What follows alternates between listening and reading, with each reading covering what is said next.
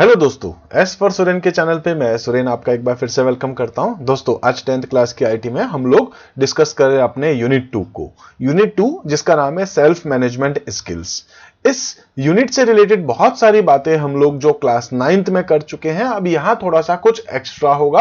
तो यहां हम लोग बात करने वाले क्लास 10th में इसके सेकंड पार्ट को, जिसमें हम लोग डिस्कस करेंगे स्ट्रेस मैनेजमेंट को। स्ट्रेस क्या होता है, स्ट्रेस से रिलेटेड दूसरी जो टर्म्स है वो हम लोग यहां कुछ डिस्कस करेंगे। इसके साथ में मैं आपको कुछ बेसिक चीजें बताऊंगा जो क्लास 9 से रिलेटेड आपके पास थी, लेकिन फिर भी वो 10th क्लास के सैंपल क्वेश्चन पेपर में उस टाइप से रिलेटेड कुछ क्वेश्चंस पूछे गए हैं। तो मैं थोड़ा सा कुछ आपको एक्स्ट्रा चीजें भी बताऊंगा जो शायद आपकी बुक में हो या शायद नहीं भी हो, जिसमें हम लोग पहले बात करेंगे सेल्फ मैनेजमेंट को लेकर के कि सेल्फ मैनेजमेंट क्या होता है। ठीक है, उसके बाद हम लोग यहां पर देखेंगे कि इनिशिएटिव क्या होता है, ऑर्गेनाइजेशन क्या होता है। इसके साथ साथ मैं आपको यहां पर स्मार्ट स्ट्रेटेजी के बारे में बताऊंगा। देन हम लोग यहां डिस्कस करेंगे अकाउंटेबिलिटी को लेकर के। उसके बाद हम लोग आएंगे अपने मेन टॉपिक पे। मेन टॉपिक है अपना यहां पर स्ट्रेस। तो स्ट्रेस क्या होगा हम लोग डिस्कस करेंगे। स्ट्रेस को क्रिएट करने के लिए अपने पास जो स्ट्रेसर्स होते हैं वो क्या क्या होते हैं वो हम लोग यहां देखेंगे। इसके अलावा यूस्ट्रेस जो है वो हम लोग यहां डिस्कस करेंगे कि ये क्या होता है। उसके अलावा हम लोग कुछ मीनिंग्स देखेंगे, मीनिंग्स ऑफ स्ट्रेस मैनेजमेंट। इसके साथ इंपॉर्टेंस ऑफ स्ट्रेस मैनेजमेंट को डिस्कस करेंगे और आगे जाते हुए लास्ट में हम लोग देखेंगे कि स्ट्रेस मैनेजमेंट की टेक्निक्स क्या क्या कुछ होती है। तो आइए स्टार्ट करते हैं। सबसे पहले हम लोग बात करते हैं इस चैप्टर के इंट्रोडक्शन के साथ। चैप्टर का नाम जो था वो स्ट्रेस मैनेजमेंट है, लेकिन क्योंकि ये यूनिट कंप्लीटली अपने पास सेल्फ मैनेजमेंट को लेकर के है और ये एक इंपॉर्टेंट टॉपिक है, क्योंकि ये sample question paper 10th class के सीबीएसई का जो सैंपल क्वेश्चन पेपर दिया गया है उसमें भी इसके बारे में कुछ बात की गई है। तो आइए हम भी स्टार्ट करते हैं। सबसे पहले बात करेंगे सेल्फ मैनेजमेंट को लेकर के। सेल्फ मैनेजमेंट आखिर होता क्या है? तो दोस्तों, self management is meaning yourself to achieve the predetermined task और goals that you have set for yourself by regulating your actions, organising your time and being accountable for your decision. आप जो कुछ भी काम करते हैं, लाइक आपका कोई भी आपने अपना एक गोल सेट कर रखा है, उस गोल को किस तरीके से आप अचीव कर सकते हैं, उसके लिए आप कितने अकाउंटेबल हैं, आप क्या क्या एक्शंस कर रहे हैं, वो एक्शंस आपने सारे जो है वो रेगुलेट कर रखे हैं। लाइक पहले आपको क्या करना है, फिर आपको क्या करना है, इस टाइप से आपने शेड्यूलिंग कर रखी है। शेड्यूलिंग को आपने अगर प्रायोरिटीज दे रखी है तो ही आप अपने गोल को अचीव कर पाएंगे। ठीक है, तो सेल्फ मैनेजमेंट की एक छोटी सी डेफिनेशन थी। इसके साथ हम लोग बात कर सकते हैं कि self management which is also referred to as self control और self regulation is the ability to regulate one's emotion, thoughts and behaviour effectively in different situation. तो अलग अलग सिचुएशंस में जो है आपकी जो थॉट्स हैं, आपका बिहेवियर है, आपके इमोशंस जो है, उन सभी को मैनेज करने की आप में जो है वो एक एबिलिटी आ जाती है। ठीक है, इसी टाइप से हम लोग बात कर सकते हैं कि सेल्फ मैनेजमेंट जो होता है उसमें बेसिकली 3 आपके पास अलग अलग स्किल्स होती है, बहुत इंपॉर्टेंट है। फर्स्ट है आपके पास इनिशिएटिव, सेकंड है आपके पास ऑर्गेनाइजेशंस और थर्ड है आपके पास अकाउंटेबिलिटी। इनिशिएटिव का मतलब आप लोग जानते हैं कि अगर आपको कोई काम कहा जाता है या उससे पहले ही आप चला करके किसी को कहते हैं कि यार ये वाला काम है, चलिए ये काम मैं कर देता हूं, तो इसका मतलब है आप एक इनिशिएटिव पर्सन है। या अगर कोई पर्सन आपको काम देता है तो आपने बोला हाँ ये मैं काम कर लूंगा, बिना ये सोचे कि ये काम कैसे होगा, क्या होगा, कैसे नहीं कर सकते हैं। मतलब बहुत सारे रीजंस होते हैं उस काम को ना करने के। तो आप जो है वो कहते हैं कि हाँ इस काम को मैं कर लूंगा, ये बिना सोचे समझे कि ये काम कैसे होगा, क्योंकि आपने बोला है ये काम मैं कर लूंगा, तो ऑब्वियस है ये काम आप कर लेंगे, ये क्योंकि आप में ये कैपेसिटी है। ठीक है, इसी टाइप से ऑर्गेनाइजेशन आपके पास एक और इसका मेन पॉइंट होता है। तो ऑर्गेनाइज कैसे करते हैं आप अपने आप को, वो भी सेल्फ मैनेजमेंट का एक पार्ट है। और लास्ट अकाउंटेबिलिटी, कि कोई भी काम को करने के लिए आप जितने रेस्पॉन्सिबल होते हैं उतने ही आप अकाउंटेबल भी होते हैं। हालांकि रेस्पॉन्सिबिलिटी और अकाउंटेबिलिटी को कई बार हम लोग कॉमन मान लेते हैं, हम लोग मानते हैं दोनों एक ही चीजें, लेकिन दोनों में डिफरेंस होता है। अकाउंटेबिलिटी को आप शेयर नहीं कर सकते, लेकिन रेस्पॉन्सिबिलिटीज को आप इजीली शेयर कर सकते हैं। तो आइए इन तीन टॉपिक्स को हम लोग एक बार फिर से डिस्कस करते हैं। इसमें सबसे पहले आपके पास है इनिशिएटिव। इनिशिएटिव क्या होता है देखते हैं। Initiative means doing the right thing without being told what to do. ठीक है, initiative requires one to believe in one's own capability, अगर आपको अपने ऊपर भरोसा है तो आप कोई भी काम कर सकते हैं। And be strong to work even when faced with obstructions and disappointment, ठीक है। तो कई बार ऐसा होता है, अलग अलग सिचुएशंस आप फेस करते हैं, फिर भी आप इतने स्ट्रांग होते हैं कि आप किसी भी काम को इजीली कर लेते हैं। इसी तरीके से नेक्स्ट अपने पास है वो है ऑर्गेनाइजेशन स्किल्स। ऑर्गेनाइजेशन स्किल्स जो है, ये वाला जो आप स्लाइड देख रहे हैं, ये बहुत ज्यादा इंपॉर्टेंट है। तो ऑर्गेनाइजेशन स्किल्स क्या होता है? Organisation skill is the ability to use your time. आप अपना टाइम कैसे ऑर्गेनाइज करते हैं, आप अपनी एनर्जी कैसे ऑर्गेनाइज करते हैं, आप अपने रिसोर्सेस को कितने अच्छे तरीके से जो है वो ऑर्गेनाइज करते हैं, और आप अपने गोल को किस तरीके से जो है वो अचीव करते हैं, ठीक है। तो यही आपका अपना क्या कहलाता है? ऑर्गेनाइजेशन स्किल्स, ठीक है। इसी तरीके से कह सकते हैं कि to develop organisational skills follow the below mentioned steps. कौन कौन से हैं वो देख सकते हैं। देखिए, आपका जो भी गोल है, जैसे आपको लगता है कि मुझे इस बार 10th में जो है वो 90% बनाना है, 95 बनाना, 98 बनाना है, जो भी आपकी रिक्वायरमेंट है, जो भी आप सोचते हैं आपकी कैपेबिलिटी के अकॉर्डिंग, तो आप अपना सबसे पहले क्या करते हैं? अपना एक गोल डिसाइड करते हैं कि फाइनली मुझे कितने परसेंटेज बनाने हैं, आपका गोल क्या है, आपका टारगेट क्या है, ठीक है। देन उसके बाद में आप क्या करते हैं? आप उस गोल को अचीव करने के लिए आप अपने जो भी टास्क आपको है, आपको मतलब उस गोल को अचीव करने के लिए आप क्या करेंगे कि आप उस गोल को अचीव करने के लिए अपने जो टास्क है उनको स्मॉलर पार्ट में जो है डिवाइड कर देंगे। जैसे हो सकता है, जैसे आप स्कूल्स में भी देखते हैं, तो आप फाइनल एग्जाम से पहले आपके कई बार जो है पीरियडिक 1 होते हैं, यानी कि PT1 आपके होंगे, PT2 आपके होते हैं। इसी टाइप से आपका कह सकते हैं कि कई बार आपकी जो है वो हाफ ईयरली होता है, या किसी स्कूल्स के अंदर जो है वो pre board 1, pre board 2, pre board 3, इस टाइप से आपके अलग अलग जो है वो ऑप्शंस होते हैं, ताकि क्या कर सके आप आपका जो गोल है उसको अचीव कर सके। तो आपका जो कोर्स है उसको छोटे छोटे पार्ट में डिवाइड कर दिया जाएगा। पहले एग्जाम में आपके जो है वो 2 या 3 यूनिट आती है, देन आगे 2-3 यूनिट और ऐड करते हैं, फिर आगे 2-3 यूनिट और ऐड करते हैं। तो धीरे धीरे आप जो है वो आपका स्पेसिफिक जो गोल था उसको आप इजीली अचीव कर सकते हैं। या ऐसा भी कह सकते हैं कि अगर आप 98% बनाना चाह रहे थे और अभी आप जो है वो 75 के आसपास है, ठीक है, तो आप ये भी कर सकते हैं कि पहले आपको जो है वो साइंस सब्जेक्ट में थोड़ी अच्छे से मेहनत करनी है, मैथ्स में आपको करनी है, SST में आपको करनी है, या आप चाहें तो IT में कर सकते हैं, हिंदी में कर सकते हैं, इंग्लिश में कर सकते हैं। धीरे धीरे आप अपने इंडिविजुअल सब्जेक्ट में जो भी चैप्टर्स आपको टफ लगते हैं उसमें आप अपने आप को जो है वो और अच्छा इंप्रूव कर सकते हैं। तो वही है break down goals into smaller task, ठीक है। इसके बाद एक नाम आता है स्मार्ट स्ट्रेटेजी। स्मार्ट स्ट्रेटेजी क्या है वो देखिए, तो याद रखिएगा ये इंपॉर्टेंट है। स्मार्ट स्ट्रेटेजी,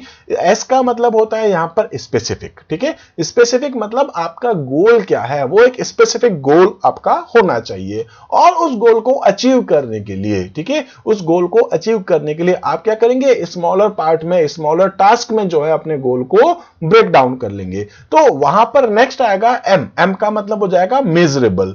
आप मेजरेबल आपका गोल होना चाहिए। आपने जो गोल डिसाइड किया है, एक स्पेसिफिक टास्क था, आपने उसको स्मॉलर पार्ट में डिवाइड किया है, तो वो मेजरेबल होना चाहिए। जैसे कि मैं कह रहा हूं प्री बोर्ड में आपके मार्क्स कितने आए हैं, ठीक है, प्री बोर्ड 1 में कितने, प्री बोर्ड 2 में कितने, वैसे ही आगे चलते चलते आप जाते हैं, तो वो मेजरेबल भी होना चाहिए। साथ में आपका अचीवेबल होना चाहिए। जो गोल आपने डिसाइड किया, ऐसा नहीं कि आपका एक्चुअल में आप कहीं और आपने गोल बहुत ज्यादा जो है वो सेट कर रखा है, जो आप अचीव नहीं कर पाए, तो वो अचीवेबल भी होना चाहिए।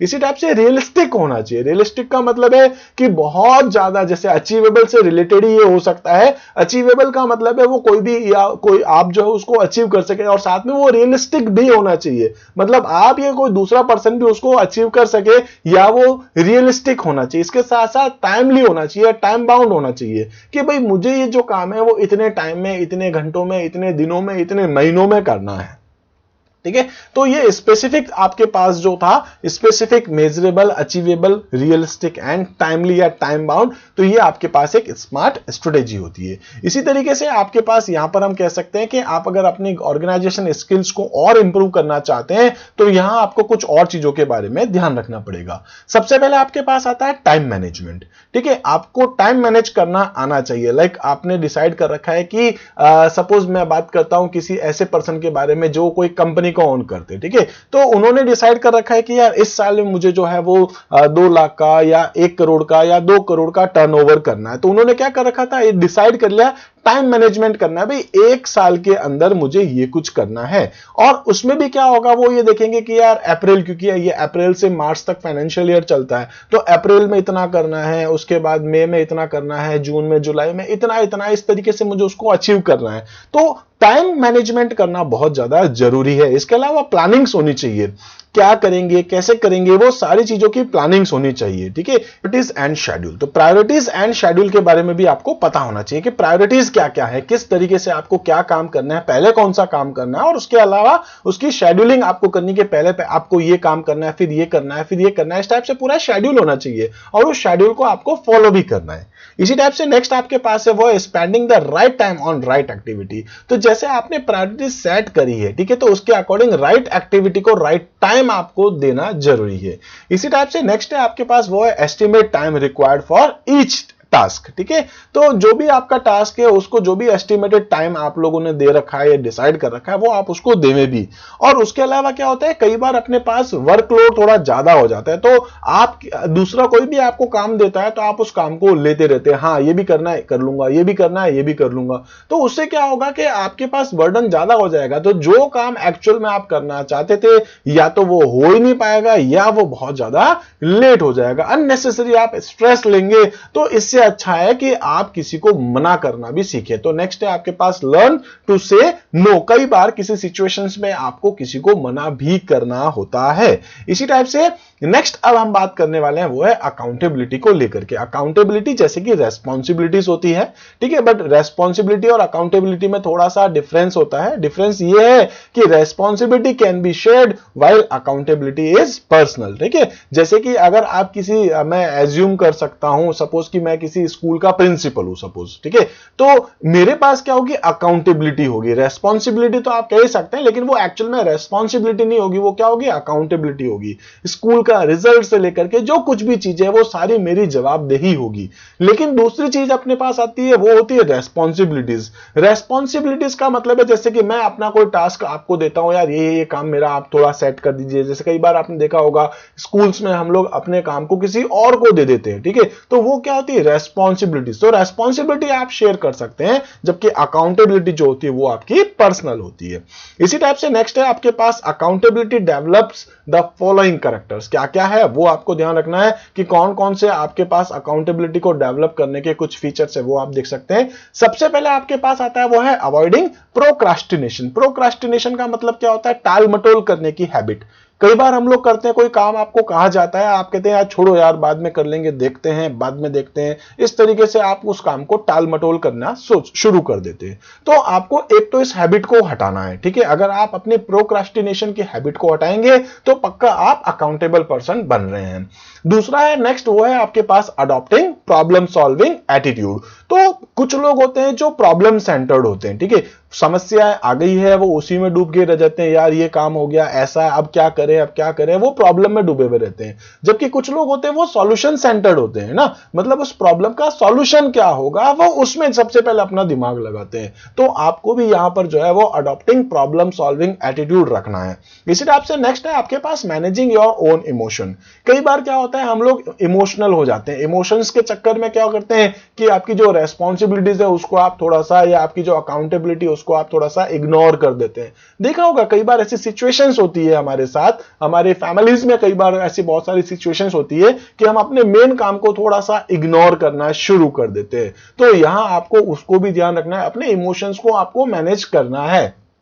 इसी टाइप से हमारी लाइफ में जो है बहुत बार बहुत अलग अलग टाइप की सिचुएशंस आती रहती है, तो बहुत सारे डिस्ट्रेस हमारी लाइफ में आते हैं, ठीक है। मैं ये कह सकता हूं कि हमारे साथ ये हो गया, हमारे साथ वो हो गया, मेरी फैमिली में ये हो गया, ये सब कुछ सभी की लाइफ में चलता रहता है। तो ये आपकी लाइफ का एक हिस्सा है, ठीक है। तो आपको क्या करना है कि आपको अपनी लाइफ में ये डिसाइड करके रख लेना कि हाँ यार छोटी मोटी प्रॉब्लम्स हमारी लाइफ में आती रहती है, उस चक्कर में हम लोग अपनी अकाउंटेबिलिटी को इग्नोर नहीं करें, ठीक है। तो ये कुछ पॉइंट्स थे जिनको अगर आप अपनी लाइफ में अगर मैनेज कर लेते हैं तो आप एक अकाउंटेबल पर्सन बन जाते हैं। तो यहां सेल्फ मैनेजमेंट से रिलेटेड बहुत सारी चीजें हम लोगों ने डिस्कस करी है जो एग्जाम के पॉइंट ऑफ व्यू पे बहुत ज्यादा इंपॉर्टेंट है।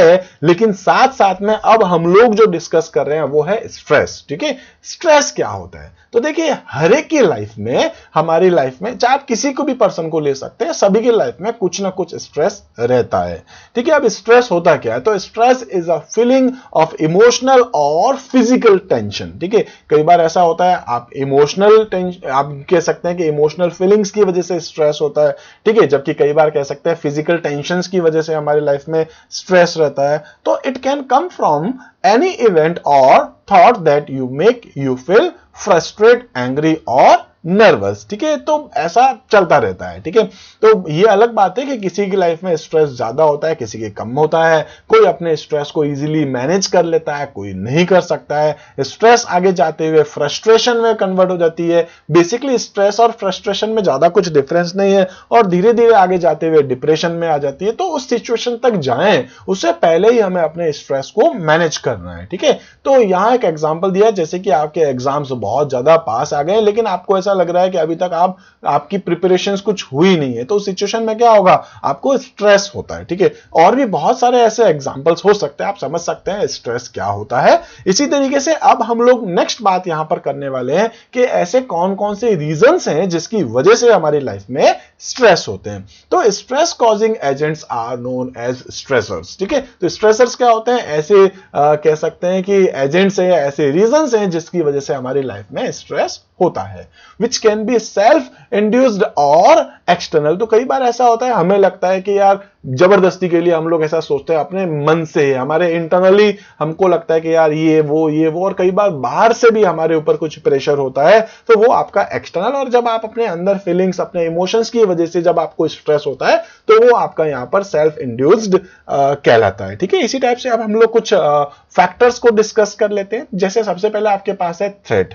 ठीक है, तो कई बार कुछ थ्रेट की वजह से आपको स्ट्रेस होता है, कई बार कुछ डेंजरस सिचुएशंस हो जाती है। ठीक है, इसी टाइप से कई बार अपने पास इरेशनल डिमांड्स हो जाती है। इसी टाइप से कई बार सोसाइटल और पीयर प्रेशर होता है, आपके फ्रेंड्स, आपकी फैमिलीज, है ना, आपके आसपास के लोगों का टेंशन, हम लोग उन लोगों की स्ट्रेस की वजह या उन लोगों के प्रेशर में हम लोग स्ट्रेस में आ जाते हैं। ऐसा जनरली एग्जाम्स के दिनों में आपने देखा भी होगा, फील किया भी होगा। ठीक है, इसी टाइप से आपके पास है अनरियलिस्टिक गोल्स होते हैं। तो कई बार ऐसा होता है कि जो रियलिस्टिक गोल्स आप अचीव, मतलब सोचते हैं कि यार ये कर लूं, वो कर लूं, जो अनरियलिस्टिक है, तो उसकी वजह से भी हमारी लाइफ में कई बार स्ट्रेस होते हैं। इसी टाइप से आपके पास जो एक्सपेक्टेशंस जो हैं, अगर आप किसी से ज्यादा करते हैं और आपकी एक्सपेक्टेशंस के अकॉर्डिंग सामने वाला कुछ नहीं करता है तो भी स्ट्रेस होता है। इसी टाइप से बैड एक्सपीरियंसेस अगर आपके हैं तो भी स्ट्रेस होगा। या कई बार जो है, इन दिनों में आप देख भी रहे होंगे, फाइनेंशियल लॉस अगर कुछ है, ठीक है, जो इन दिनों में ऑलमोस्ट पूरे इंडिया में, ऑलमोस्ट पूरे वर्ल्ड में है, तो वो भी आपके लिए जो है कि स्ट्रेस का कारण हो सकता है। इसी टाइप से डिस्क्रिमिनेशंस हैं, तो ये भी जो है अपने पास स्ट्रेस का रीजन हो सकता है। तो बहुत सारे रीजंस हैं जिसकी वजह से हमारी लाइफ में स्ट्रेस होता है। ठीक है, इसी तरीके से अब हम बात करने वाले हैं वो है यूस्ट्रेस। यूस्ट्रेस क्या होता है? जो है तो एक टाइप का स्ट्रेस ही, ठीक है तो एक टाइप का स्ट्रेस ही, लेकिन कई बार उस स्ट्रेस की वजह से, उस सिचुएशन की वजह से हम लोग जो है वो काम अपना और ज्यादा इफेक्टिव तरीके से करने लग जाते हैं, तो जो हमारे लिए अच्छा है। आपने देखा होगा कई बार कुछ लोग कई बार कहते हैं कि यार मैं तो प्रेशर में आता हूं तभी अच्छे से काम कर सकता हूं। ठीक है, एक टेंस सिचुएशन में आने के बाद ही कई बार कुछ लोग अच्छे से काम कर सकते हैं, तो वो आपका जो है वो स्ट्रेस नहीं कहला के यूस्ट्रेस कहलाता है। तो stress does not always have a negative impact on us. It can sometimes be useful and help us to accomplish great things. For instance, some challenges and difficult to face and cause stress, and yet they help us to push our limits. ठीक है, तो वो हमें push करता है कि यार stress वाली सिचुएशन में आने के बाद कि यार आपको अब ये काम करना है, अब टाइम कम है, आप थोड़ा ज्यादा एफर्ट्स लगाइए, तो वो जो अपनी फीलिंग्स है, वो अपनी जो सिचुएशंस है, उसको आप क्या कहते हैं? यूस्ट्रेस। ठीक है, this is known as eustress. Eustress provides us with energy and motivation to achieve our goals. ठीक है, तो यहां आपको ये ध्यान रखना है, इसकी डेफिनेशंस इंपॉर्टेंट है, एग्जाम में पूछी जाती है स्ट्रेस को लेकर के। इसी टाइप से नेक्स्ट है आपके पास वो है मैनेजिंग ऑफ स्ट्रेस मैनेजमेंट। आप किस तरीके से अपने स्ट्रेस को मैनेज करते हैं, उनके लिए स्ट्रेस मैनेजमेंट की डेफिनेशंस क्या है वो हम लोग यहां एक बार देखते हैं। तो stress management is a technique that controls a persons level of stress, जो क्या करता है, किसी व्यक्ति का स्ट्रेस लेवल कैसा है उसको कंट्रोल करने की एक टेक्निक है। कौन सी? Stress management. स्पेशली यहां पर हम लोग कह सकते हैं स्पेशली क्रॉनिक स्ट्रेस, ठीक है, या फिर usually for the purpose of and for the motive of improving everyday functioning, ठीक है। तो यहां जो है आपकी जो बहुत ज्यादा जो आपका स्ट्रेस है उन सभी को हैंडल करने की, उन सभी को कंट्रोल करने की जो टेक्निक है वो बेसिकली आपके पास क्या कहलाता है? Stress management. इसी टाइप से नेक्स्ट अगर हम बात करें कुछ इंपॉर्टेंस क्या है उसकी स्ट्रेस मैनेजमेंट की, ये भी अब हम लोग यहां कुछ डिस्कस करने वाले हैं। तो effective stress management helps you to break the stress in your life, ठीक है। तो ये आपकी लाइफ में जो स्ट्रेस है उसको हटाने की या खत्म करने की कोशिश की जाती है, किसके थ्रू? स्ट्रेस मैनेजमेंट के through. So you can be happier, healthier and more productive.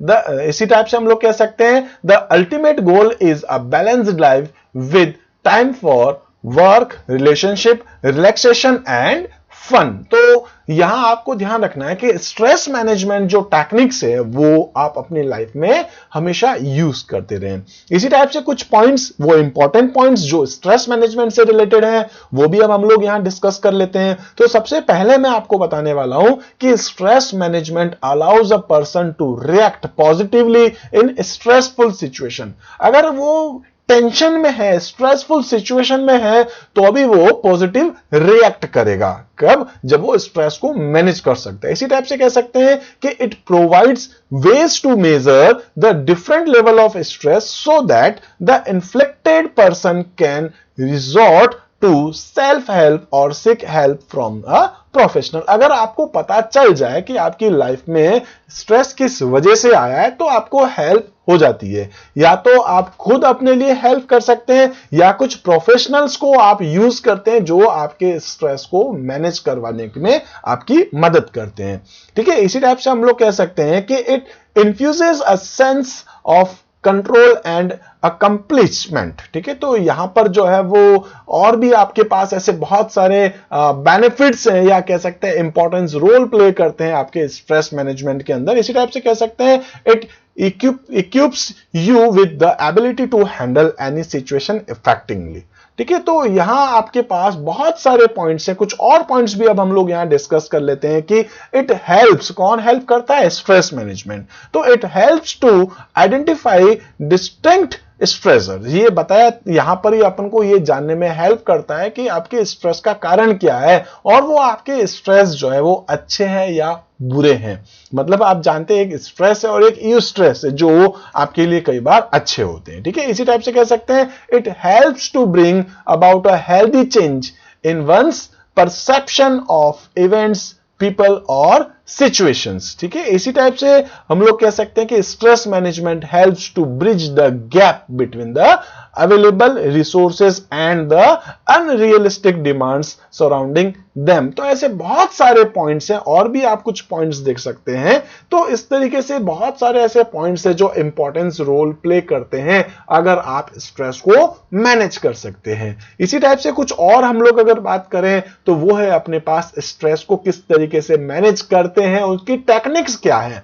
तो आप एक इमेज देख सकते हैं, अगर इन केस आपकी लाइफ में कभी भी स्ट्रेस हो, है ना, तो बहुत सारे ऐसे तरीके हैं जिनकी वजह से आप अपने स्ट्रेस को इजीली हैंडल कर सकते हैं।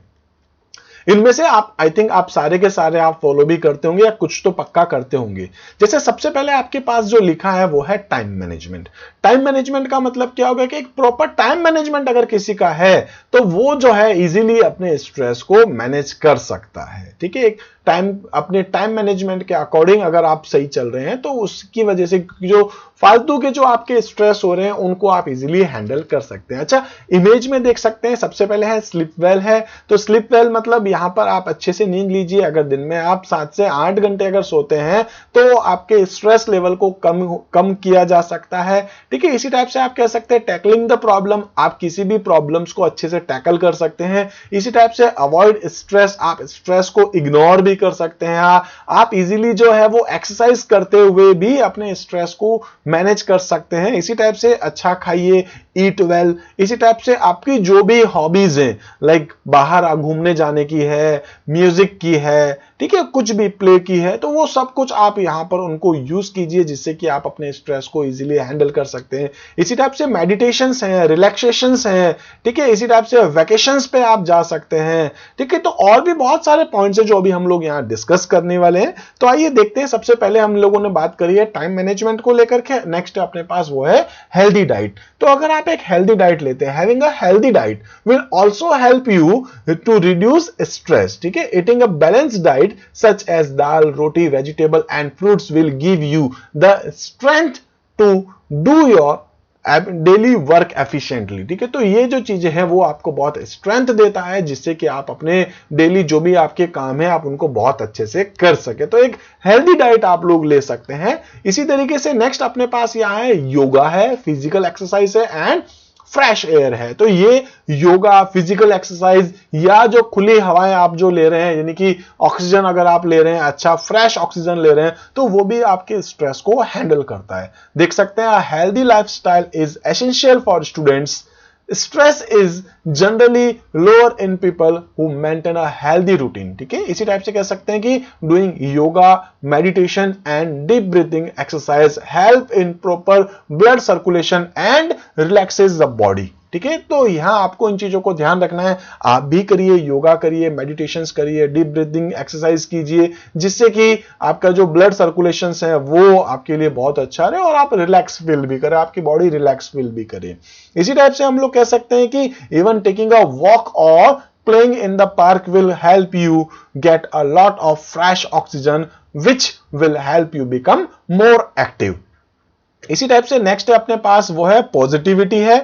कुछ लोग नेगेटिव सोचते हैं तो वो नेगेटिविटी है। यहां पर हम लोगों को क्या करना है, नेगेटिविटी की जगह पॉजिटिव रहना है। तो focusing on good things and stay positive. For example, instead of feeling upset over a scoring less in a test, ठीक है। तो जब आपके एग्जाम्स में जो आपके अगर नंबर कम आया, अगर आप उसको लेकर के अपसेट होकर के बैठे हैं, तो उससे अच्छा है कि आप अपने पॉजिटिव रिजल्ट्स के लिए, आगे आने वाले एग्जाम्स के लिए अपने आप को और इंप्रूव कीजिए जिससे कि आप थोड़ा पॉजिटिव होंगे और आगे का रिजल्ट भी आपका और पॉजिटिव होने वाला होगा। इसी टाइप से नेक्स्ट हम लोग कह सकते हैं स्लीप। तो मैं आपको बता चुका हूं कि एटलीस्ट 7 to 8 आवर्स जो है अच्छे से आप सोइए जिससे कि आपकी जो बॉडी है वो रिचार्ज हो जाए, ठीक है। इसी टाइप से नेक्स्ट है आपके पास holidays with families and friends. आप अपने दोस्तों के साथ, अपनी फैमिली के साथ बाहर घूमने जा सकते हैं। आप उनके साथ जितना ज्यादा टाइम स्पेंड करेंगे उतना आपको अच्छा लगेगा, आपका जो भी स्ट्रेस है वो एकदम गायब हो जाएगा। इसी टाइप से नेक्स्ट है आपके पास वो है टेकिंग नेचर वॉक। तो नेचर वॉक जो है आप ले सकते हैं, आप अपने फ्रेंड्स के साथ या आप अकेले भी जो है कहीं बाहर घूमने जा सकते हैं, ठीक है। तो वो भी आपको जो है स्ट्रेस को हैंडल करने में, स्ट्रेस को मैनेज करने में आपकी हेल्प करता है। तो इस तरीके से इस चैप्टर से रिलेटेड ऑलमोस्ट सारी बातें मैंने आपके साथ कर ली है। तो दोस्तों, अगर आपको मेरा ये वीडियो अच्छा लगा है तो प्लीज आप इस वीडियो को लाइक करिए, चैनल को सब्सक्राइब करिए, हो सके तो आप इस वीडियो को शेयर कर सकते हैं। आपको जो कुछ भी मुझे कहना है आप मुझे यहां कमेंट कर सकते हैं या मेरे दूसरे जो भी प्लेटफॉर्म्स हैं वहां पर भी आप मुझे यहां रिप्लाई कर सकते हैं। तो इस तरीके से दोस्तों आज इस वीडियो में मैं इतना ही कवर करता हूं। मिलता हूं आपके एक अगले वीडियो में जिसमें मैं आपके लिए और कुछ नए नए टॉपिक्स लेकर के आने वाला हूं। तब तक के लिए आप मेरे साथ बने रहिए। Thank you.